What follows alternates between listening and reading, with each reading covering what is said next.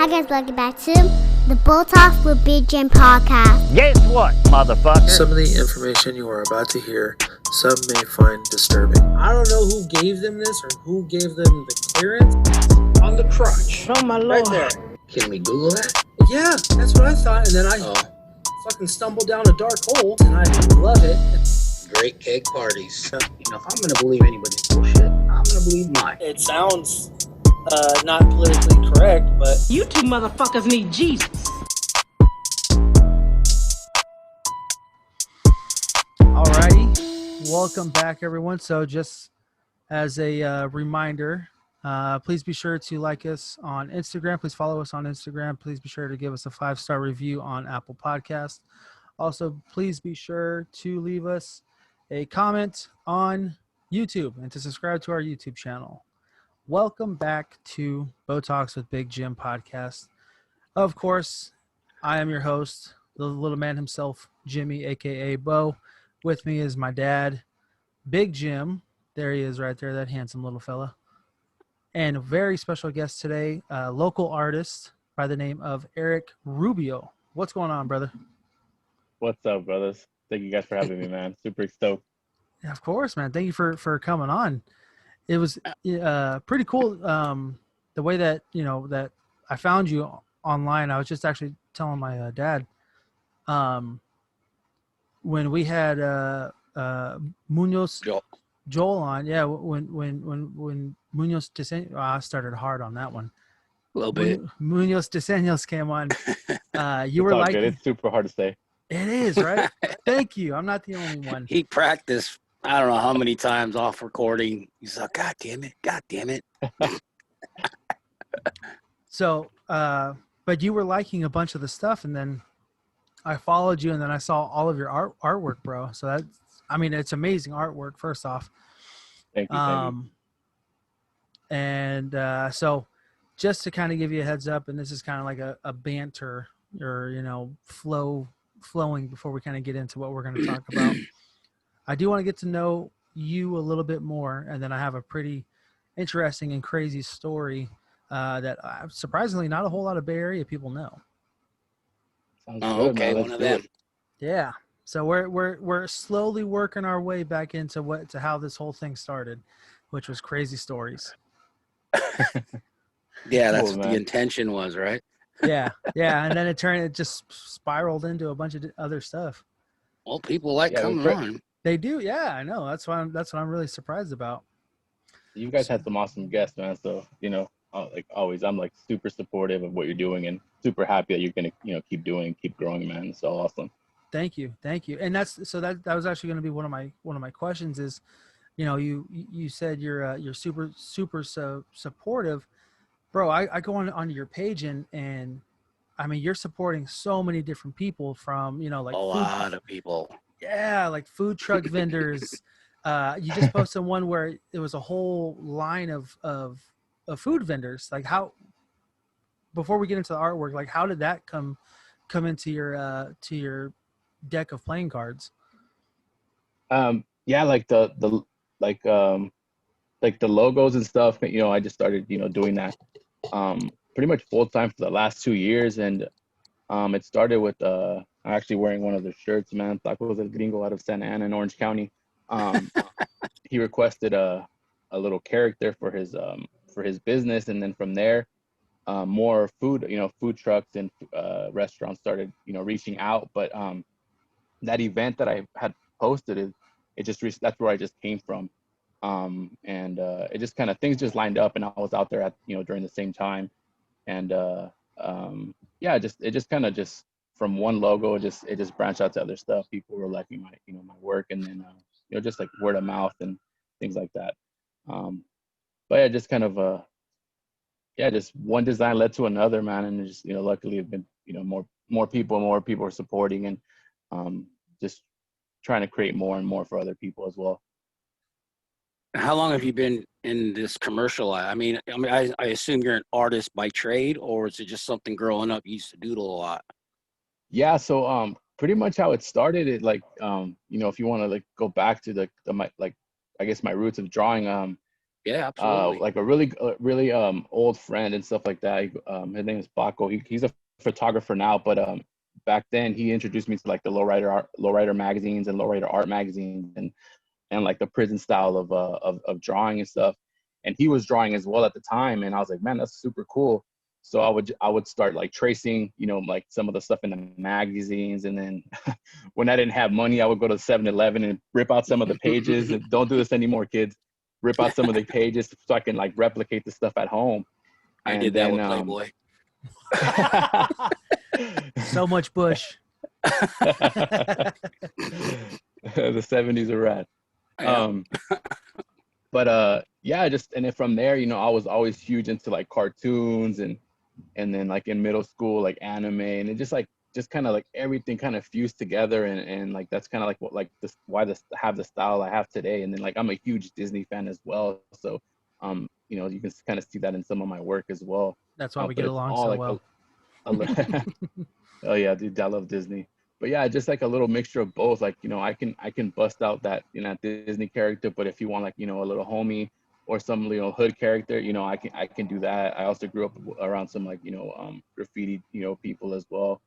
So just kind of been influenced, by a lot of cool stuff, and just that just kind of branched off into the drawing.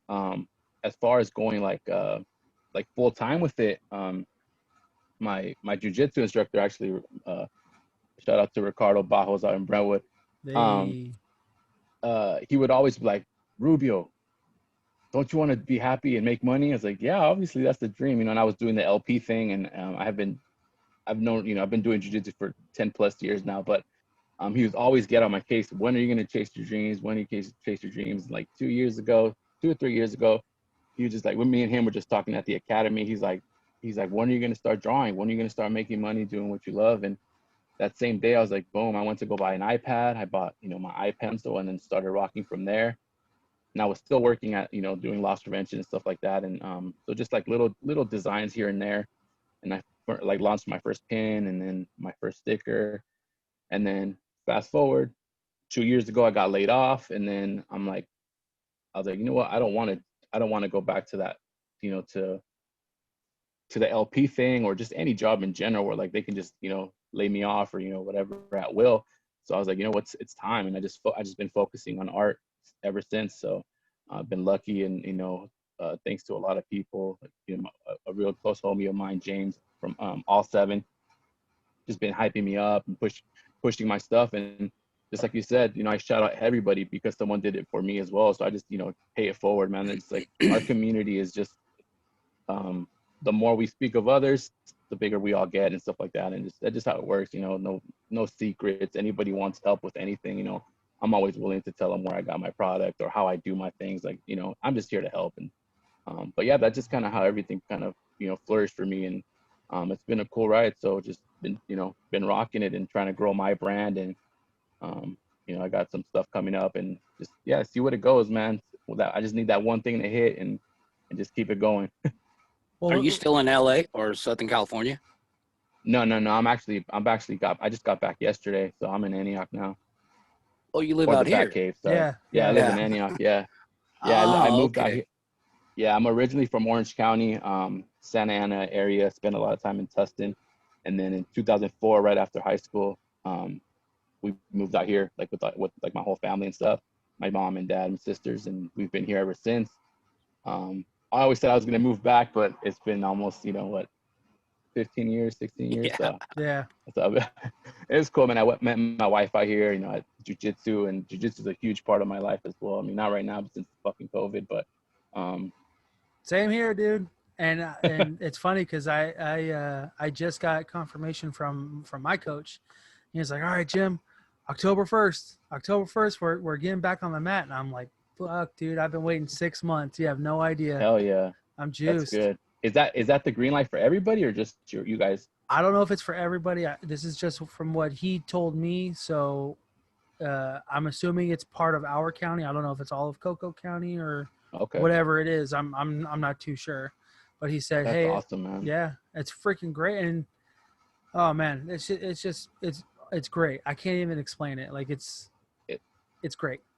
No, I hear, man. I'm like, yeah, it's like, it's just, once someone trains and like gets that bug, and it's like it's just hard to explain. If you haven't done it, you wouldn't know, and it's kind of hard. And it's kind of hard to talk to somebody about it too. It's just like if you never rolled or you've never like it, just you wouldn't understand, man. It's like for me, it was definitely it's like life changing and stuff like that. And that I haven't trained since March. It's been fucking horrible. Oh, I didn't, you know. Same thing. And you know, quick side story. I mistakenly went to jiu-jitsu the first time I ever joined back in 2012.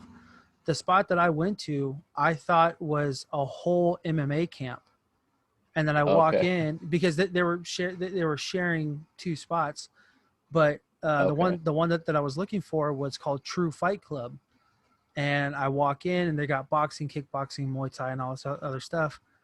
And the first thing I see are these dudes rolling around on the mat with gis on, and I'm like, this looks right. I walk in, I introduce myself to the coach at that time, and like 2 months goes by.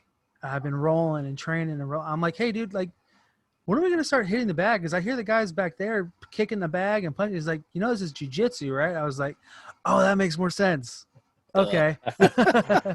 Hey, but it's better, man. You can always do that stuff later. Yeah, and honestly, I don't even want to. I really don't. Like, I did a little bit of training and stuff over at the UFC gym over here in Concord, and it was cool. But just trying to, you know, when you're punching and kicking and then trying to incorporate, like trying to strangle someone, like you're just losing. So, in my opinion, it feels like I'm just losing so much more strength when I'm hitting and punching, hitting and punching, and then try to roll with someone afterwards. So for all the MMA guys, fucking more power to you, dude. Because seriously, yeah, man, that's a different animal for sure. Yeah, I did Muay Thai for like 2 years prior to jiu-jitsu. Like I was out in Concord, and then that's when I had like around the same time I started working at loss prevention at Macy's, and that was a new world to me too. I was like, fuck, you know, we have to, you know, take people down and put them in handcuffs and shit. And I was like, you know, what can I do to defend myself? And that's how, I just stumbled upon that, you know, jiu-jitsu academy right here. Yeah. It was close to the house. I was living at Pittsburgh at the time. And yeah, man, it's just been a dope journey. But it's definitely, it's one of the like most like humbling and like ego killing martial arts that, you know, that I've done. And I feel like a preacher or something, you know, for the Church of Jiu-Jitsu for sure, because it's like you have to do it. Everybody should try it at least for a couple of months. So I definitely miss it. Seriously, and honestly, shout out to my coach over here at 925 Jiu-Jitsu, Erico. If you're listening, I'm probably gonna clip this, put it on Instagram. But man, you've changed the way that I've thought of Jiu-Jitsu. You know, when I first started, like I said, back in 2012. It was a little bit different, and compared to what I'm doing now, it's like so much more fluid and so much more calming, like the way it should be. You know, jiu-jitsu is the gentle art, the way it should be. So, you know, his teacher, blanking on his name now, and he's gonna hate me, I think. Rocha. I can't think of his name. It's gonna drive me nuts. Eduardo Rivero brothers? Eduardo Rocha, yeah, and them too. Chandre and now I can't think of his older brother's name. Yeah, just Janji and I forget. Yeah, I'm blanking on name. Yeah, Six Blades. But from all of them, you know, when they roll, it's kind of like that whole Bruce Lee saying, you know, be like water. They just flow like water. And when it's time to crash and just fucking strangle someone, it's boom, it's right there, you know. So, but now let's go back to your artwork, dude. There's so much stuff that you have on your Instagram page. I'm a huge fan of it. And when you sent me that packet, dude, oh man, you got a packet? I lost my mind. Yeah, he sent me a huge thing. It's called a Royal Rumble packet. I haven't seen you, and I haven't had time to bring you some stickers. But I just saw you last week. That's different. I was drunk. We both were. But yeah, no, go ahead. No, sorry. Were you like at a wedding or something, or I saw you guys all dressed to the nines? Yeah, we were at my cousin's wedding. Shout out Joshua, An Natalie. open bar. Love you guys. Congratulations. Hope you had fun in Mexico. Hopefully you didn't get bubble guts too much either. But so going back to your artwork, you know what, because your art definitely it not changes, but your designs, you know, you have like the Aztec and Mayan kind of influence. Thank you. And then you go to like the 1980s wrestlers. You know, you got Bret Hart, you got Vader in there, and then from there, you know, like you said earlier, you have the cholos and the homies in there. How did that go from that influence to the wrestlers and everything else? It's just thoughts that you had. Yeah, man, I'll be like, I'll be at the store or anywhere sometimes, and I'll just like, I literally like just like, oh man, that'll look cool on, you know, just like on paper or drawn out or whatever, and then I just like, and then I'll just like run with that series. I started doing like those little like Mickey influenced characters, which like the wrestlers are based on. Mm-hmm. I forget which one I did first, but I did one for like a super Packers fan out of Texas, and then or I think I did the wrestlers first, but it's just like, man, that'd be cool just to have a bunch of like these, you know, wrestlers in this style. I think I started with Stone Cold or Mankind, and then some people just kept chiming in, like, I'll do this one, do this, and I was like, fuck, and then I think I stopped like at 10 or 12, I forget which one it was, and then they just did that, and then, but you know, it just always like, for me, it's just more like something like okay, I want this as a sticker, or I think it'll look cool on the shirt. Maybe someone else will like it. If not, no big fucking deal. But at least I'm gonna have this on my water jug or something, you know, where I can slap it on the street or whatever. But yeah, I always try to just try new things, and I don't want to be like, you know, I don't want to like kind of just stick to the same thing. I just want to be able to do stuff like a little bit of everything and stuff like that, and always gonna, you know, put my twist on it. I have like a lot of people that I follow and stuff, and I see things online just constantly doing the same, like the mashup style. Yeah. You know, like they'll just tracing over tracing over existing characters, and I mean, that's cool if that's what your thing is. It's just not for me. I just want to keep doing new things, and definitely pop culture is popular. So, but yeah, I mean, I'm always a big fan of wrestling, and you know, back in the '90s during the Raw era and stuff like that. You know, I did catch some of like the Hogan and the Warrior era and stuff like that, and a lot of my cousins, same thing. You know, big wrestling fans. We used to have like hardcore matches on the front yard, like with boxes and stupid shit like that. And it reminds me of like, Arizona, Dad. Yeah. So yeah, I was always around wrestling, and I just like, man, it was, you know, just time to do something cool for the, you know, for the wrestling community, and I mean, mainly for myself. Like I said, most of the time, a lot of these designs are for myself, and when people love it, it's just, you know, it's just a bonus. So you actually take, because the one that I saw, which was kind of got me thinking of the one that I would like to see, is Donaldson from the Rams. He's got the Mexican wrestler's mask on, 99. Oh, okay. Yeah. So if you made one with Lyle Alzado, 77, with the mask, with the Lucha Libre mask on, so do you actually do request, or it's just something you just do just out of, at that time, I'm going to do it with this? A lot of times, yeah, like if I post something and it's like tagged with somebody, it's usually like a commission. So like they reached out to me and like, you know, they paid me for like to design something for them. Like that, I think the Ram, the number 99 with the jersey. Yeah, someone had requested that like as a logo for again, another super fan for the Rams and stuff like that. So but sometimes, like, you know, if it's like slow and if I have time and people reach out and they have like a cool idea, you know, sometimes I'll hook them up for sure and do stuff. But like I said, this is how I, you know, pay the bills. This is how I feed the baby. So you know, commissions are always, you know, definitely a plus for me. Right. Do you do tattoo artwork as well? Do you have any artists that reach out? I've done some like images, so someone can get that tattooed. I've only done one logo so far for a tattoo artist out of I think he's out of LA. I did a little Felix character on the wheelchair. I forget what he goes by on Instagram, but someone asked, one of his buddies actually commissioned that. He was like, yeah, can you, you know, do that for him? So we did that for him. I think he's gonna make stickers or something out of it. But as far as like tattoo artists reaching out, not necessarily. You know, a lot of tattoo artists normally can draw really well, so they kind of do their own thing. But I have gotten other artists to draw, like, oh man, your style is so like unique, or I can't do that. They do portraits or something, like more technical, which I can never do a portrait. My shit no, portraits are not for me. So, hey, but they're like, trust, dude, your cartoons are dope. Can you help me out and do something in cartoons? So that's, that's always cool when another artist wants to like, your work. Yeah, traditional stuff or prison art or even portrait style. I mean, that's one thing, and I agree. Most of those artists know how to do it themselves. But yours is more, like you said, pop art. It's more of a like a pop culture design. It's I know I don't know the actual term of the tattoo style called, but now they're out. You get these crazy looking aliens or mermaids and whatever genre artwork that is. That's why I was asking if anybody ever. Which you consign, if you do any consign work for any artists. No, not yet. Not, nothing. Besides people getting like my work tattooed on them, no.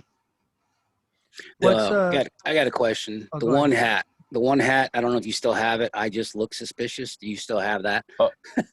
No, those sold out, but I'm gonna get more because they're once I get some, I'll shoot you guys some.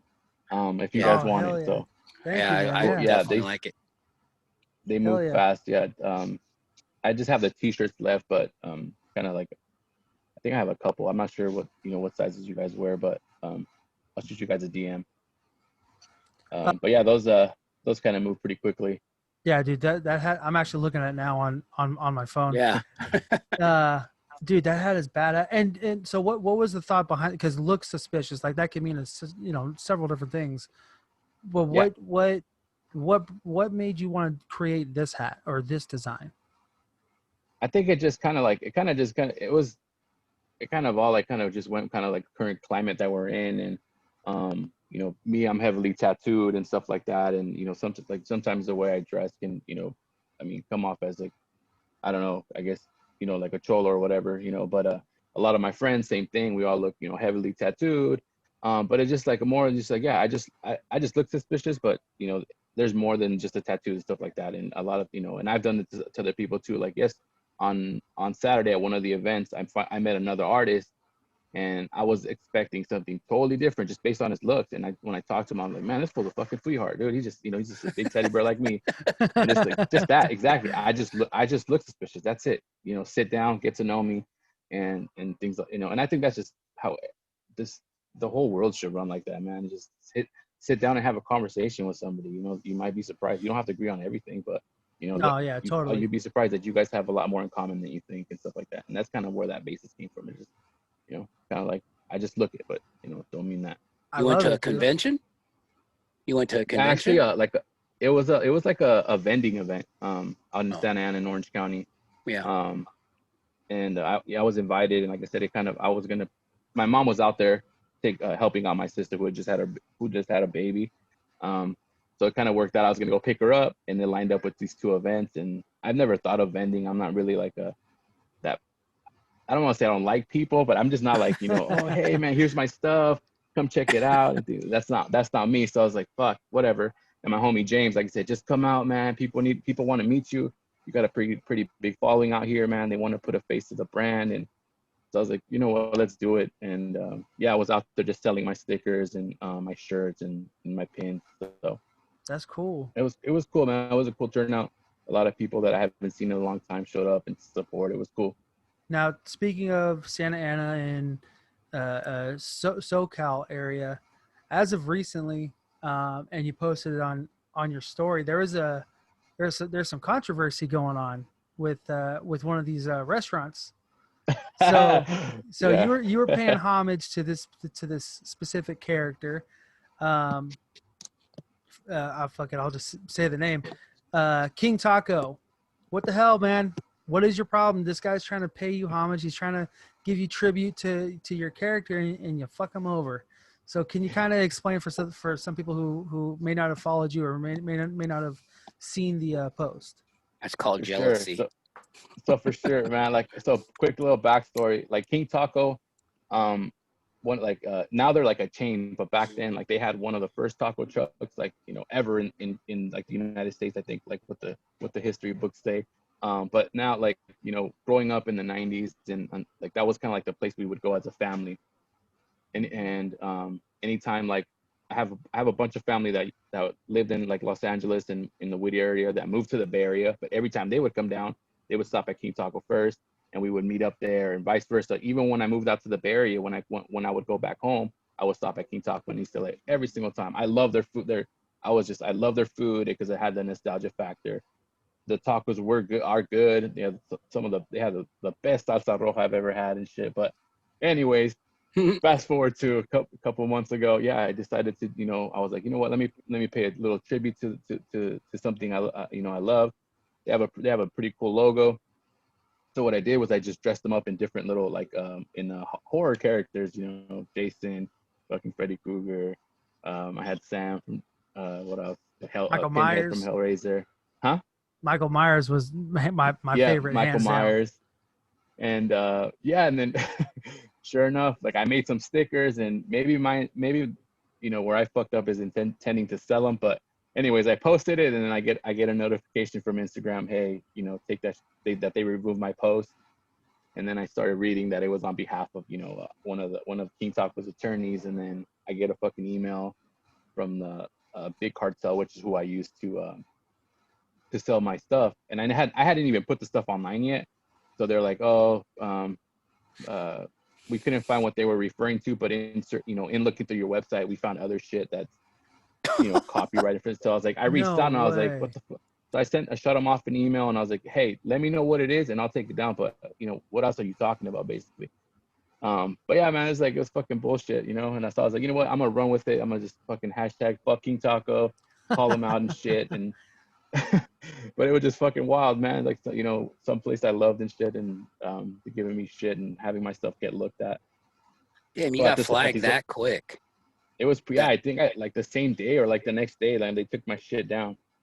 So like at these events, anybody that bought some, like I think anybody that buys anything over $20 or $25, I was giving away the stickers and the pin for free since I can't fucking sell them. So, but yeah, that's nuts, man.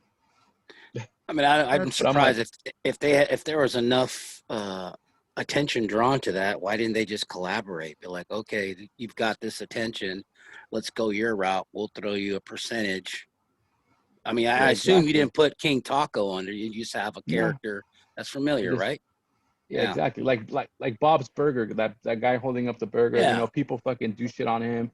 I mean, like I said, like other mashup artists, they'll take Bart Simpson and they'll just put like a Bulls jersey on him, and that's it. I'm like, why is this Taco fucking Enterprise fucking bothering me? Yeah, that's crazy the way that they operate like that. Because like my dad just said, you didn't tag them, you didn't. Well, maybe could that have been like a reason? Like, hey, King Taco, here's a tribute. Like maybe that could have resolved the issue. Maybe, yeah. Like I'm pretty sure. I mean, like I think, like I said, maybe because I tried selling them or making money, maybe that's why they got fucking pissed off.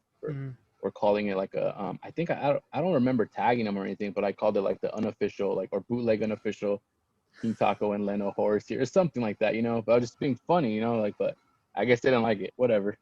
That's messed up because both of you guys could have came together and made something fucking amazing. I mean, you already made the amazing stuff, but it could have been cool, something new, I guess, for their brand as well, but I was like, whatever, fuck it, I just won't eat there anymore. Fucking guys.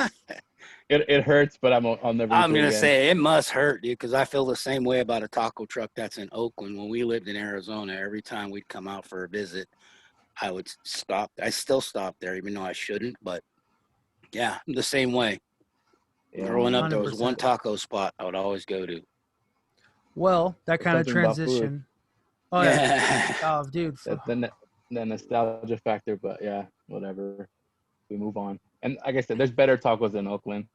I mean, Tacos El Paisa International, that's my spot. For sure. There's a lot of spots. My cousin likes that place. Mm-hmm. Good. Well, speaking of Oakland, kind of making a quick little transition here. We're going to go into story time. Ladies, gentlemen, Leno and Big Jim. This is going to be a story that honestly not a whole lot of people knew about.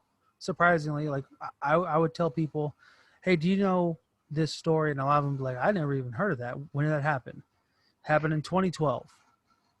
So with that being said, on April 2nd, 2012, in Oakland, California, at the Oikos University Christian Korean College, Oh, a mass shooting occurred.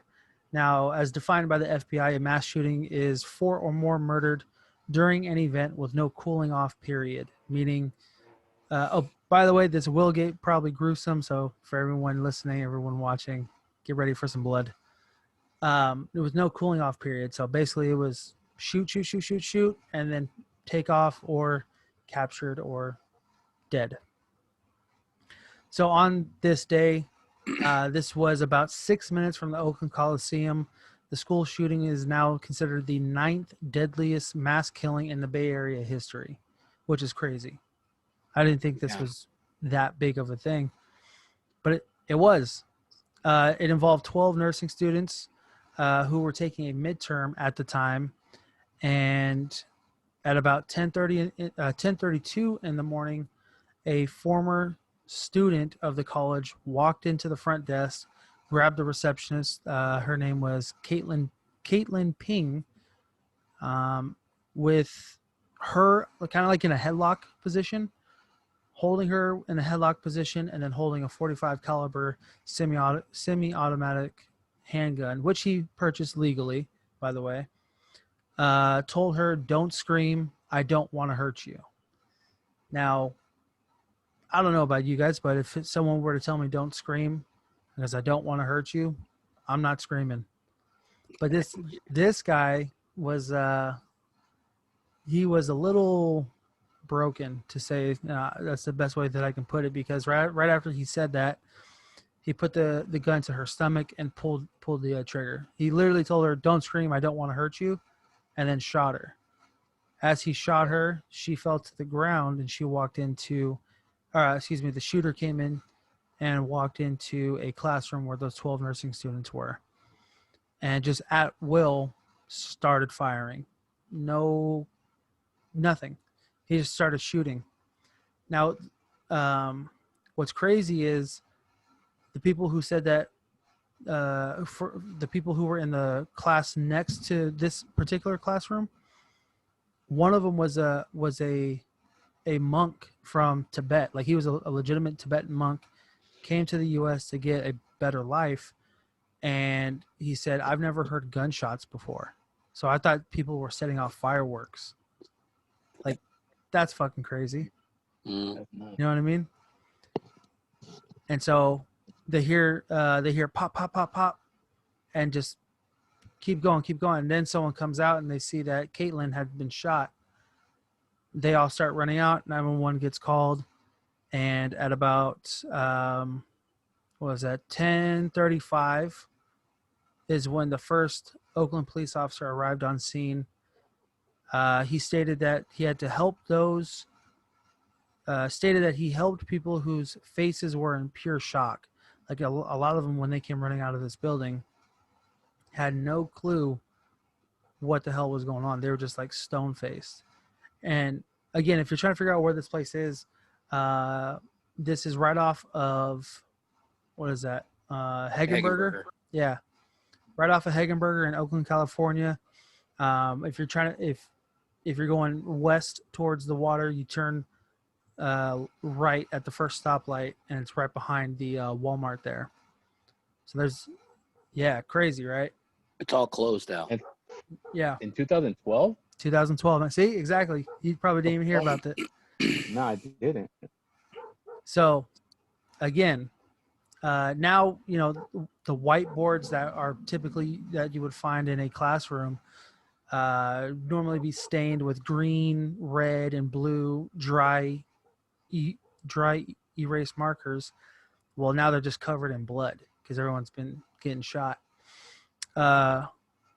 This is where it kind of gets messed up, because Channel 5, the helicopter that was covering the whole issue, they flew over the incident. And by this time, it was a few minutes after the first shots had gone out. And as the helicopter flies over, more officers were pulling some of the deceased out, and they had laid them on the medium of the street, and they covered them with tarps. So all you saw were seven victims. Yeah, 7 victims. And all you saw were just white tarps with dead bodies in there. And that's why I'm getting confused. Like, this was such a huge incident that no one even knows about. Not a whole lot of people know about. I'm still surprised that a lot of people don't know a lot of the shit that's happened in the Bay Area. Well, Bay Area doesn't draw a lot of attention like that. You would think, though. Well, I mean, it's where Google is, Facebook is. I mean, well, that's down south, though. That's Silicon Valley. That's what they're known for. I mean, the only thing we had was the Raiders. They're gone. A's. There's no baseball. They can't decide where the hell they're going to play baseball next year, if they're going to build a new stadium or stay where they're at. And then the Warriors are gone. There's not much.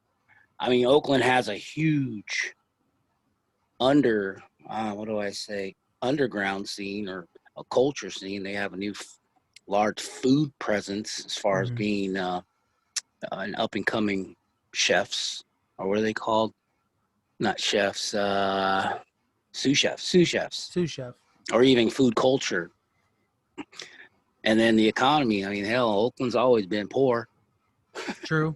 That's true. Oakland's always been poor. But back to the story, you're forgetting one major thing. One of them deceased were mom's friend.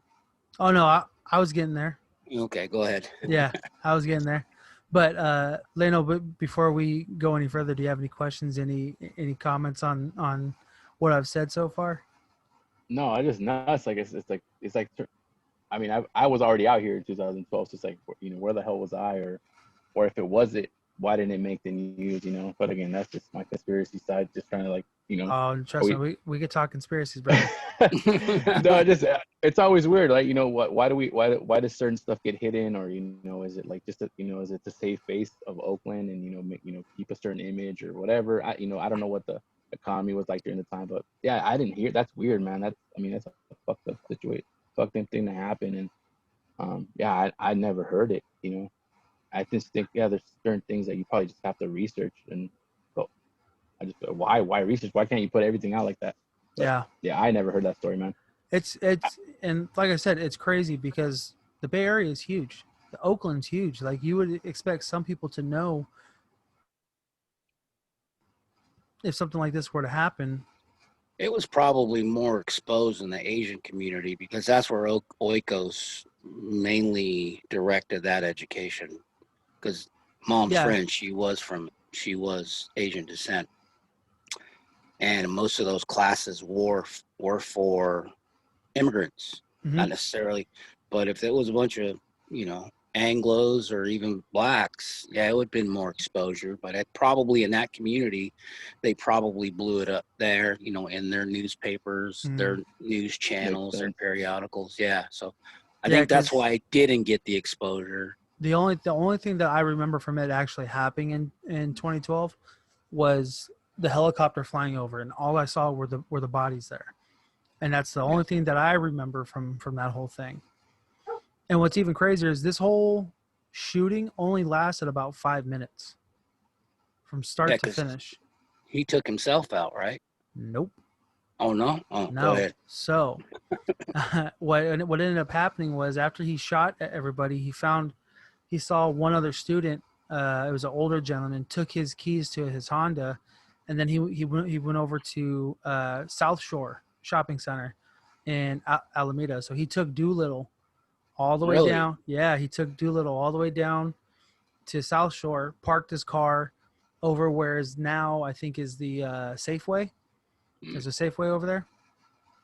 Parked his car and called his dad, and his dad is the one who told him, like, hey, dude, you fucked up. Basically, his dad was like, you fucked up, and you need to pay for your punishment.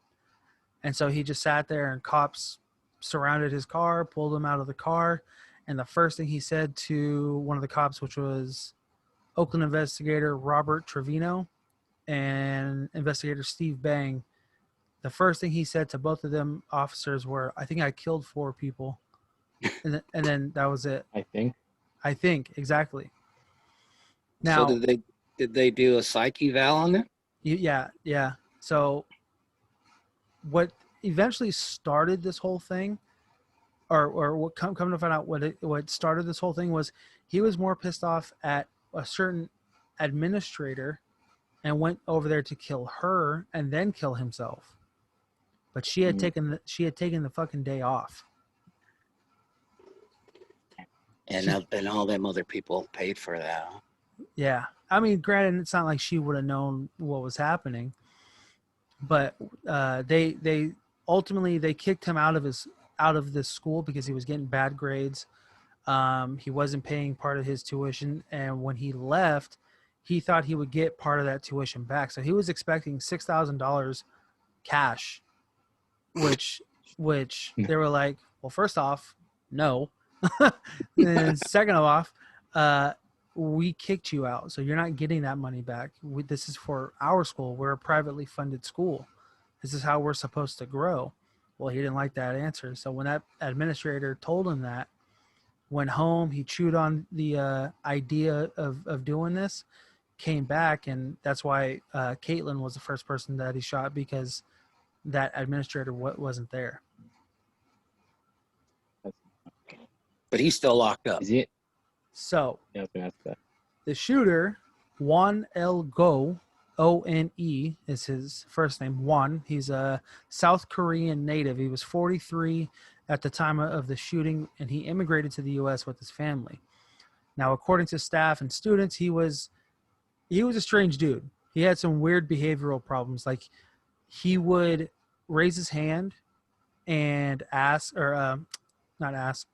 raise his hand and give an answer. If he got the answer wrong, he'd start growling. Okay. Fucking, I mean, again, it says quote unquote behavioral problems.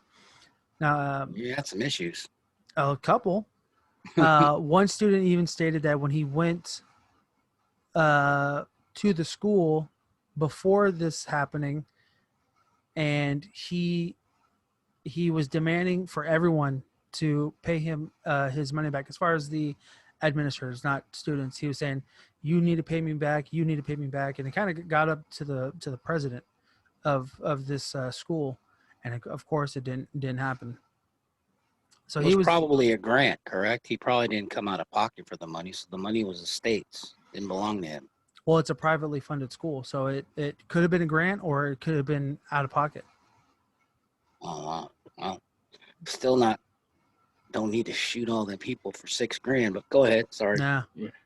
And then what ended up happening was they being the Oakland Police Department discovered 3 empty magazines a few days later near the edge of the water. So right outside of the front doors of this whole building is the edge of the bay there. They found 3 empty magazines, and when they found Juan in his car, he didn't have the gun on him. So they're like, he tossed the gun? They eventually found it. Yeah. No. He as he was driving down Doolittle, you know how Doolittle, that shore area with all the rocks, Mhm. he chucked it out of the window and threw it into the bay. Yeah. So they found it a few days later at the bottom of the water there. On April 4th, Judge Sandra Bean of the Alameda County Superior Court did not hold back any punishment that this guy had. She charged him with 7 counts of murder and 3 counts of attempted murder, and the judge sentenced Juan to 7 consecutive life sentences for his crime. Now, the victims, and Dad, as you mentioned earlier, those who had passed away were the following, and I apologize ahead of time because I will definitely butcher these names, and there's no getting around any of them. So, here we go. 38-year-old Tashiring Bahutia, 38 years old, and was the owner of the Honda that he stole. Judith Seymour, 53 years old. Sonam Chadun, 33 years old. Doris Chibuko, 40. Kathleen Ping, the one that he ended up, the first person that he ended up shooting. Linda Sim, and Grace Kim, and as you mentioned, Grace was the one who I also worked with. I barely knew her, so I can't really speak of knowing her. But she was a really cool person the few times that I did meet her, and rest in peace, Grace. She was only 20, right? 23. She was a baby. She was Yeah. 23. And then those who survived were 19-year-old Dwander Carr, 36-year-old Ahmed Saeed, 36 years old, and 43-year-old Grace Kirkara. Sounds Grace right. Kakara. Grace Kakara. So now, what ended up happening was in 2014, Juan met with the judge, who was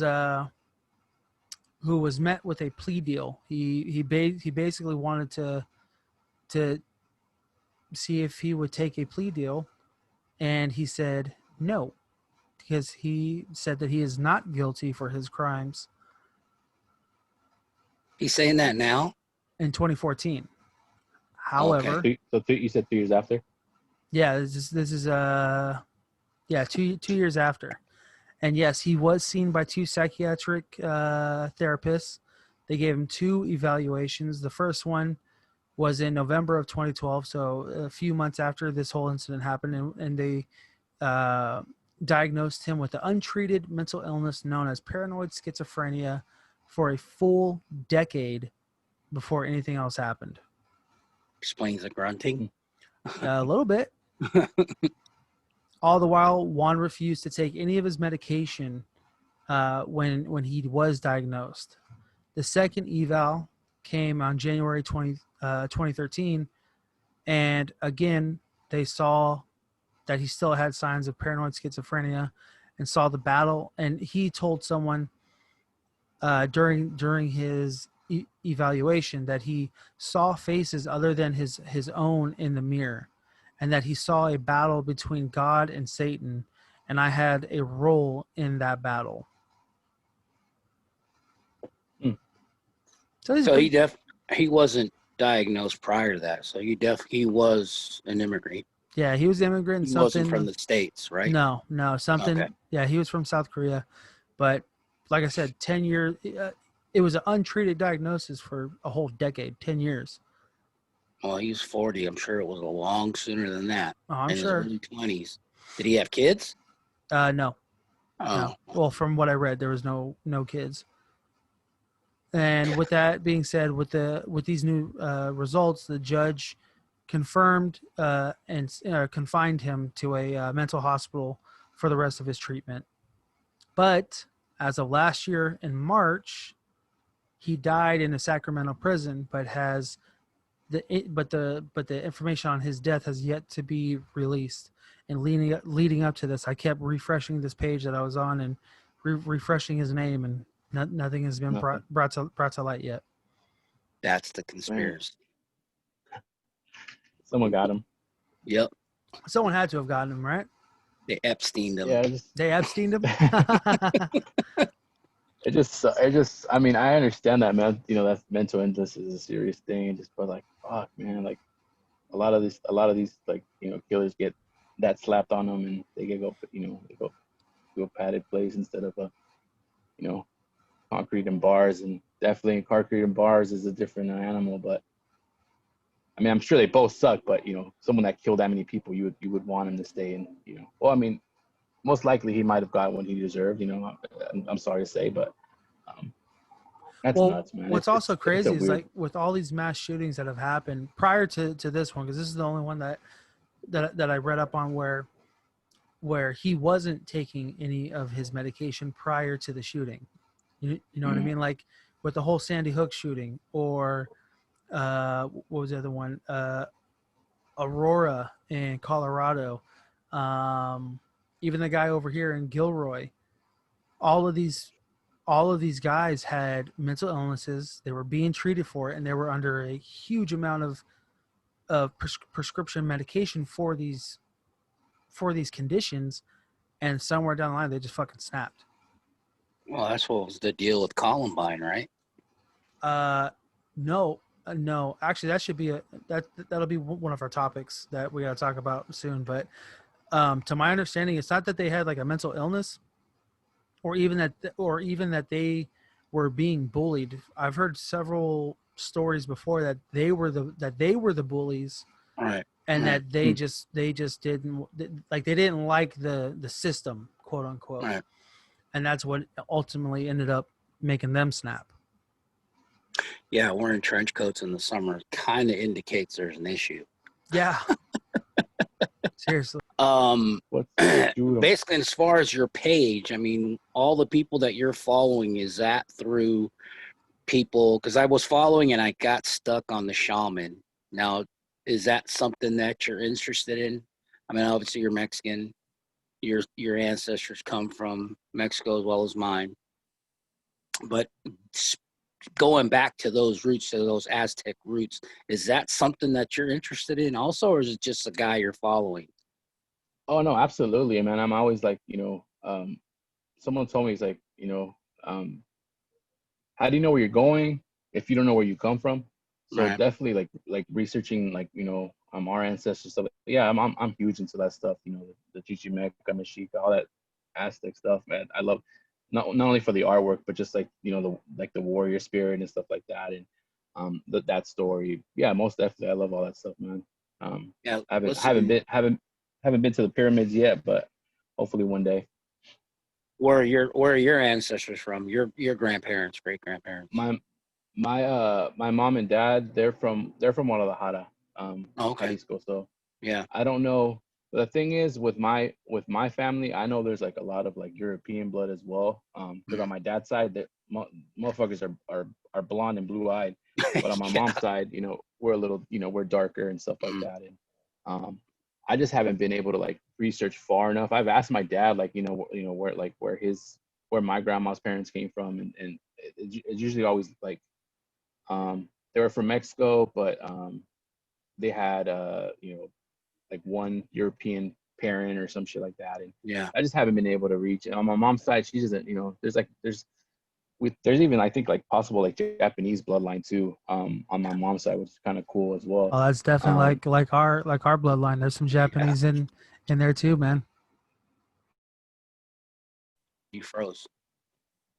Yeah, on my mom's side, some of them, they got a little bit of slanted eyes and stuff like that, and we do have a Japanese uncle on one side. I think he's my uncle. I'm not sure, but somewhere along the line, there's some fucking Japanese. Yeah. Yeah. Yeah. But My but most grandfather, definitely. he bounced around from bed to bed occasionally. So I definitely have some aunts and uncles out there that are different races. But but for the most part, they are from my great grandmother. She's from Zacatecas, and she was Okay. part of the she was actually Huichol Indian, which is native Okay. to the Sierra Madre Mountains, which is still existing. There's still there still are a Yeah, few. Go ahead. I love their artwork, their beaded work. Yeah, I Oh actually have yeah. some tequila bottles with Yeah, some of the beading and stuff. Nice. and that's what they're known for, that bold color and bold artwork. And Yeah. she was from there, and she was I don't know if you've seen Coco the cartoon, but Coco the grandma. The guy She just looks said he's a like- huge Disney fan. Of course he's Yeah, seen for this sure movie. I I've can seen it. answer that for him. Oh, okay. I knew about that didn't hear movie way before it was gonna come out. that. Did you really? Yeah, I was like, man, I don't know how far back I can go on my Instagram, but I had posted about this shit like 2 or 3 years before he was even gonna come out. Like I was like, Really? I'm that much of a nerd. That's not a nerd. That's good. That's good. But yeah, no. That leading into that actually got me reinterested in the bloodline and then the culture. I've always been growing up in Oakland, the Fruitvale area in Oakland. There's always the transplants from Southern America, Mexico, the Bahamas. You're always going to see that it's a melting pot out there in Oakland. So they're always out there. But once I got into once I saw that, and then all my boys are oldest. Jim's my oldest, and his youngest brother's 14. Dork. Yeah, he is. But I got reinterested in the ancestry, and I'll give you a heads up on where you can go if you really want to find and look into your ancestry. They do it for free. Oh, really? Oh yeah. I don't know if I can say it over here. They might. Do you know? Are you familiar with Oakland? I mean, somewhat. You know the big castle that's in the mountain? I won't say what church. Oh, I know what you're talking about. Yeah. Okay, that congregation, they actually own Ancestry.com. What? Oh, okay. Oh yeah, they actually own it. Yeah, that is a little weird too, because if you go there, they do all this information for free. They actually have a floor. If you go underneath the building, the big building that I'm referring to, you go down there, and they actually have people who are in their library who welcome people in to do the work. They have. You remember what fish tapes are? Fish tapes are the big. Okay, they have fish tapes. They have periodicals. They have newspapers. They have documentation, all on lineage. Doesn't matter what creed, anything. If you're interested, you can go in there. All they ask of you, they don't even ask you to attend their services, but they'll do it for free, and they'll get you started, and you can sit there as many days or as many hours as you want investigating your lineage. But why is that specific congregation, like you said, why is that specific one own a huge company like that with people's fucking DNA and everything in it? I'm gonna let the host of this show figure that out. Oh, damn! You're gonna make me go down a dark rabbit hole. Yeah, it is, and it is. I mean, they have all their equipment is top of the line. Every elder in there, every person, as young or old, male or female, they are very computer knowledge, very knowledgeable about this research. Oh yeah, it's actually kind of scary. When I went down there, I was like, oh. But like I said, they will dig deep for you and it costs nothing. All you're doing is just giving up your surname and all your information, but they'll keep records for it. They'll keep records of it. No swabbing or anything like that. I don't Not give yet. blood. Not yet. No, I don't know. Depends on how much friendlier they get with you. I only went a couple of days and I felt a little uncomfortable. It was enough for me. Man. Yeah, because they kind of like hover over you, and they're real super friendly. And it's good. I mean, like I said, I was interested and I wanted to find out more of my family, our roots, and they'll actually break it down. If they have an archive of pictures, they'll pull them up for you. And they'll even go as far as the origin of your parents' last name, your mom and dad, and maybe even their mom and dad, and their region. And they are that. I'll just say that religion is huge in Mexico. Oh, that's right. They don't practice it. They have a large compound out there. And without saying said religion, but there was an incident that happened with a blank family that involved the cartel. I remember seeing that. That was nuts. Mm-hmm. So if anyone's knowledgeable and they are hearing this, they know what the fuck we're talking about. Yeah. The was it Sinaloas? Yeah. I think that or the Zetas. I can't remember. I don't know. Well, they've been battling them for years, for decades. That church, that organization has been battling the cartels for years. You can actually go back and it's documented. Who was the runner that ran against McCain? Against McCain? Yeah, McCain and Palin, Sarah Palin. Wasn't it Obama? No. On the Republicans. Oh, I don't know. Romney. What? Romney, yeah. Mitt Romney. I was going to say Mick Foley. That's not the right guy. His name. Look up his name. Type in his name, and you'll pull up a lot of stuff for that religion and the war. It's been an ongoing war. They have the biggest compound in Mexico, and they live there. They make good cheese. Apparently, that's what I hear. Probably. Some good old queso. Yeah, that's an interesting story itself. But yeah, that when they did that hit, well, that was a couple years ago. I don't even No, think. that was like earlier last year. It Earlier was last recent, year. yeah. Yeah, it was real recent.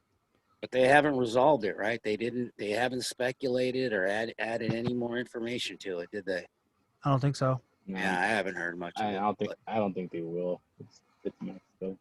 yeah, Well, bad. shit. But anyway, and then the artwork. Like I said, I'm really interested in your artwork, and then the. Yeah, and so with sorry, I don't mean to interrupt, but like what's next? What's next with the artwork and what's coming? Is there other things that you want to try and do? I mean, right now, I don't know if you've been seeing like the vinyl toy. Yes, I Like, have. Yeah. I've been. That's kind of like it's like my big project right now. Just making like that. I always wanted to get into that. Like far back when I don't know if you're familiar with like the money dolls. They're like blanks, Yep. and you would be able to paint them yourself, and people customize them. And I always wanted to do that, and finally found people that to help me out. And but yeah, that's my big project right now. But as far as just like, I want to keep growing the brand, and we'll see where it goes. I mean, for sure, commission work is gonna be, my bread and butter. But right now, yeah, the toy, that vinyl toy is like, I'm excited for it. It's supposed to get here this Wednesday, at least the first like prototype with the box and the blister packaging and everything like that. But yeah, that's about it, man. Just keep collaborating with the homie from all seven out in Santa Ana. I have some projects with him, and we also want to do something like for like Orange County, like mainly. So we got that kind of lined up, but yeah, that's it. And then if anything else like random pops up in my head that I think will look cool on a sticker, that'll always be, something as well. That's cool, man. so social media is definitely the opportunity with social media is definitely working out for you. Correct. Yeah, it's just like, man, it's just like I said, that like I was looking to get hats made, and that's how I found my friend James, who also runs Word of Mouth embroidery. And I was looking for hats, and I shot him a DM, and getting pricing, and then find out we're kind of we're from the same area. And then from that, and then he found out that I'm an artist, and he was just getting ready to start his brand, and then I started doing artwork for him. And then just, I mean, I owe a lot of credit to him as well. That guy just, he's a really cool guy. Always shouting out at everybody. So, and same thing, just he's always been posting my stuff, getting it out there, and he's just like a huge reason why like my following has increased. And he won't take credit for it, because he's always like, nah, man, you're the one doing all the cool artwork. But he's a big factor in that. But yeah, social media is awesome. Huh? He's definitely an influencer. I mean, he's got influence. He's got a good following, man. He's got a lot of people like I said. He's a really cool guy. Easy to get along with, and he has a lot of people down south that support him, and a lot of my supporters pretty much are similar to his. But yeah, I mean, social media, all this stuff is like, one, it's free advertising. It's easy to reach a bunch of people because you use a certain hashtag or whatever, and then if you have people reposting your stuff, it's definitely it's a good time to if you want to start a brand or whatever you need to like you guys you guys are starting to build out get that exposure, stuff like that. And I'll always shout you guys out when I can. I know James I think he's gonna probably shout this out too, start doing too. So thank you, man. Expect some followers as well. So hopefully, thank you. I got a question. Yeah, man, another question. I mean, one thing that I've noticed since he's asked me to start doing this podcast with him, because I'm usually a hermit. I don't do much. I've been practicing social distancing for 20 years easily. So the social distancing champ right there. I'm fucking champ. I'm Manny Pacquiao. I got all the belts. But anyway, what I've noticed, especially in our culture, it doesn't matter, and I don't want to sound, blow out any affiliation, but it doesn't matter if you're affiliated in a gang, if you're deeply involved in a religion or anti whatever. For the most part, what I've noticed in the Mexican community or the Hispanic community, all that is blurred out. Those color lines are almost distant. You know, I follow some guys because of Jim and actually from some of your pages, and you could tell they have an affiliation in some sort of a organization. But you know, they're doing the same thing. They're reaching out. They want that exposure. So they kind of like let down that tough guy, or that how do I say it? They're utilizing what social media is about. It's an avenue to make money. It's an avenue to get that exposure. So it doesn't matter how you were brought up, like yourself. I'm not saying you're affiliated or in a gang or anything like that, or even anti-Trump or anti-Obama, whatever. The thing is, my point is, you're doing it the right way. It doesn't matter who you like or dislike. Everybody's doing the same thing. Everybody's in the same pool trying to do the same thing. So they're giving each other the opportunity to make it. Mm-hmm. You know, does that make sense? Yeah, no, for sure. I agree. Yeah, you know, definitely. I mean, I think with anything, community is the most important. You know, if you're willing to help everybody out as well and get that in return, like, you know, we can. Why can't we win? You know, like, there's enough for everybody and stuff like that. Right. And, you know, some people don't follow suit like that, and you know, they want to play politics, whether it's, you know, gang or what you know. But man, if like I said, if you know, we're building a pretty good community. Definitely, we can, you know, it can be bigger, but some people just don't get it. You know, they want to, you know, you need people to grow. It's that simple. But I mean, I think for the most part, the exposure, you guys are definitely leading the way for the exposure. My age group, we're just ignorant. You know what I mean? We were taught and brought up a certain way from our generation previous to us. But a lot of people like myself, you know, there were certain things I didn't teach my son or my boy. Both my younger boys, they're Starbucks white. they're white. Both of his brothers are, you know, one has longer hair, and it's kind of a what is that, sandy brown, dark. Oh, that too. I mean, he's a total stoner. I mean, I'm not. There's, you know, he's a total pothead, but and his name is Joaquin. He is the least Mexican of my boys, but it just happened that his name is Joaquin. But anyway, and then my younger son, you know, he has long hair. He's a total pretty boy, but he takes his complexion right after his mom. Yeah. So my point is, yeah, a little bit, but the goatee kind of, you know. I get that from you. Do you not see this? Yeah, I just shaved all that shit off. But my point is, you guys are definitely stepping outside the box. You're not taking what you were taught and holding it. You're not holding a grudge. You're not holding, you know, what you were taught. You guys are actually more enlightened to see what the changes, the opportunities. Social media is giving you guys so much more opportunities than what we had. We're just, like I said, we're the ignorant ones. We're the ones who didn't have this. But so anyway, with the podcast and your artwork and the influences you guys are doing, hats off. But you know, there's a better outcome for my grandbaby, his daughter, your son. You have a son or a daughter? Daughter. Oh, even more so. You know, the influence are the opportunities are much more better there if you guys do it the right way. And I think you guys are both, you know, are headed in the right direction. I think we are too. I think and this is kind of a thing that me and my wife talk about quite frequently, is how, you know, how we're raising, you know, our daughter. Are we raising her the quote unquote right way?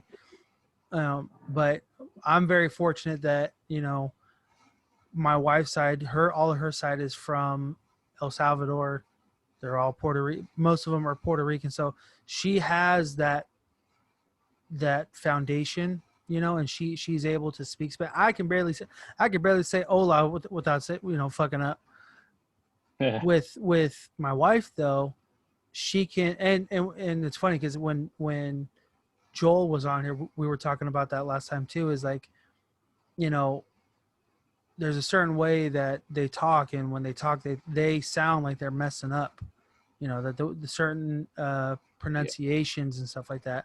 I'm like, you guys sound fucking great to me. You're Yeah. having a conversation. You know what I mean? So but my whole point to this is the way that we're raising her is that she's heavily influenced with her Latino side, Latina, excuse me. See, I'm already fucking that up. Her See? Latina side, and then with her quote, her white side, her more Americanized side. But she's that happy medium in between too. But a lot of that has to do with the parental guidance, the guidance that you're doing. You guys aren't so restricted like me, like when we're talking with Joel. I spoke Spanish only till I was 5, until I got into school here. And then then I started realizing my parents didn't want me to speak Spanish after. English. This is 1975, 76, just after the Vietnam War. You know what? You're going to talk English. So I had to learn English at 5. But growing up, I was spoken to. And so I don't know if you speak Spanish or your parents speak Spanish to your daughter, but yeah, no, I speak Spanish. But you speak Spanish to her. How old is she? She's turning 2 in a couple of weeks. Yeah, we try to speak both, but she's picking up English a lot easier. Right. But like you, Spanish was my first language. Luckily, I mean, it's getting worse now that I moved into the Bay Area for some reason, because a lot of my friends down south were, they use Spanish a lot more. Yeah, same. I picked up English at school, and my mom and dad, they still kept speaking Spanish, but now it's just broken. Oh yeah, mine's totally broken. I can still, I can hold my own. I did all right in Mexico. Yeah. Oh yeah. Well, they're getting you got Japanese out there that speak better Spanish than me. my mom's parents, we grew up in Tijuana when I was younger. I didn't grow up, but I visited Tijuana a lot. And the majority of the neighbors that were out there were either Vietnamese, Japanese, or some other culture, but were fluent in Spanish. It was a hustle. That's how they had to make their money. That's cool. Yeah. But anyway, like I said, kudos to you guys, this whole podcast, the artwork, the collaboration. Especially the artwork, man. Yeah, I mean, I know the whole shut-in and Corona and all this other shit has definitely put a damper on a lot of these, especially conventions. I don't know if you had an opportunity to go to any conventions. Jim has missed conventions. He's a big Comic-Con guy. And yep, fucking Corona. All that stuff. So, you guys are definitely utilizing the tools you have, and with Zoom and getting the exposure and just growing. It's not even on paper. It's mentally the opportunity, what you guys are absorbing and putting into paper, or absorbing and putting into conversation. So anyway, I can sit here and congratulate you guys all night, but I'll shut up. Well, before we get out of here, man, please let people know where they can find you, your website, your artwork, your Instagram, everything. Where can they find you at, man? Yeah, everything I said, everything. Like 100% of my stuff is on Instagram at Leno714. And then I have a link to my my website. It's in the bio. It's Filthy Catrinco at Big Cartel. And then that's where I have my merchandise, and everything else that's soon to follow should be on there as well. And if you want to just keep up on stuff, it's Instagram usually. I don't use anything else. I have a Facebook, but I'm never on there. So Instagram, question for sure. Your Big Cartel, you said that's your buddy's business? Big Cartel is just a website that helps me sell my stuff. It's like a kind of like a GoDaddy, I guess. Oh, okay. Why don't we check out that too? Because we were interested in getting shirts and stickers and stuff too. And yep, there are a lot of opportunities, but if you can get a percentage off that yourself, and we'll definitely put you up as a reference. Mm-hmm. Yeah, if you guys want to get stuff made for yourself or whatever, just let me know, man. I got a lot of people that either make stickers, print T-shirts. Like I said, James at Word of Mouth. Yeah. He does embroidery. Just let me know. If you need a design, Joel's there as well. He's actually so little tidbit of information for all the listeners. We got something coming. Munoz Diseños is working on something real nice for us. So hell yeah, I can't wait to see that. I know, me too. Let's definitely hook. You guys keep in touch. We'll give them some patterns and stuff. I'm absolutely. sure they got a catalog that we can look through.